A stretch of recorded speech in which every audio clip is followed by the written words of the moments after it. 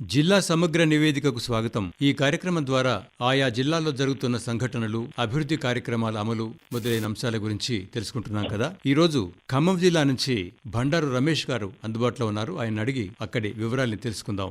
నమస్కారం రమేష్. నమస్కారం అండి. ఖమ్మం జిల్లాలో ఇటీవల జరిగిన సంఘటనలు గురించి తెలియచేయండి. రాబోతున్న లోక్సభ ఎన్నికల నేపథ్యంలో ఉమ్మడి ఖమ్మం జిల్లా వ్యాప్తంగా ప్రధాన రాజకీయ పార్టీలు అప్రమత్తమయ్యాయి. ఈ ఎన్నికలు ఉండటంతో అన్ని రాజకీయ పార్టీలు కూడా ఎన్నికల గెలిపే లక్ష్యంగా ఇక్కడ ఈసారి జిల్లాలో అన్ని పార్టీలు కూడా ప్రధానంగా ఇక్కడ పోటీలో పాల్గొనడం జరుగుతుంది. ప్రచారాలు కూడా నిర్వహిస్తున్నారు. జిల్లాలో ఈ మధ్య ఏర్పడినటువంటి రాజకీయ పరిణామాల నేపథ్యంలో పార్టీలు ఫిరాయింపులు గానీ, పార్టీలు మారటాలు గానీ అందరూ కూడా ఈ రాజకీయ లోక్సభ ఎన్నికల నేపథ్యంలో రాజకీయం ఎన్నికల వాతావరణం వేడెక్కిందనే చెప్పవచ్చు.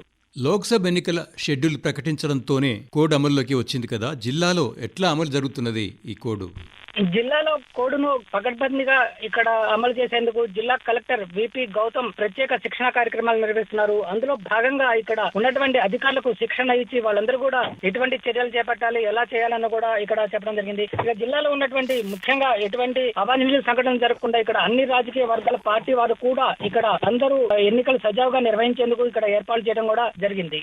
ఖమ్మం జిల్లాలో లోక్సభ ఎన్నికల నిర్వహణకు ఎన్ని పోలింగ్ కేంద్రాలు ఏర్పాటు చేస్తున్నారు? ఓటర్ల సంఖ్య ఏమిటి? ఆ వివరాలు.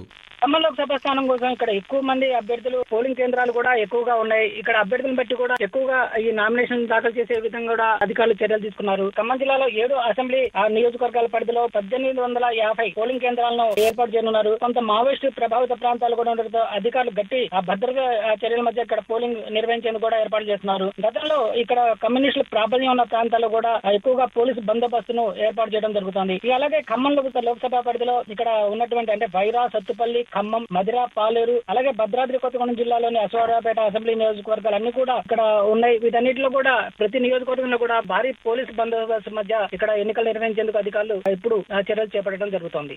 పోలీసు బందోబస్తు ఎట్లా ఉంది ఎన్నికల సందర్భంలో?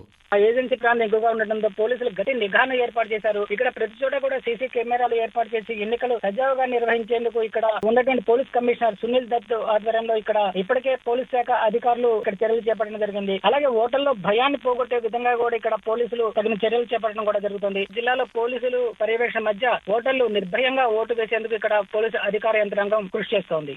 ఖమ్మం జిల్లా రాష్ట్రానికి సరిహద్దుగా ఉంది కదా. ప్రత్యేకంగా ఎటువంటి చర్యలు తీసుకుంటున్నారు అధికారులు?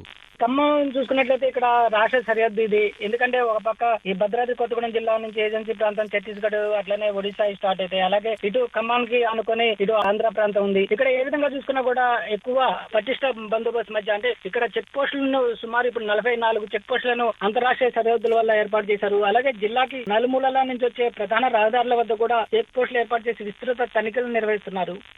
ఎన్నికల నిర్వహణలో ప్రధానంగా ఓటర్లలో చైతన్యం పెంపొందించి పోలింగ్ శాతం పెంచాలని కదా మన ముందున్న లక్ష్యం. దీనికోసం ఎన్నికల విభాగం అధికారులు ఎలాంటి చర్యలు తీసుకుంటున్నారు రమేష్?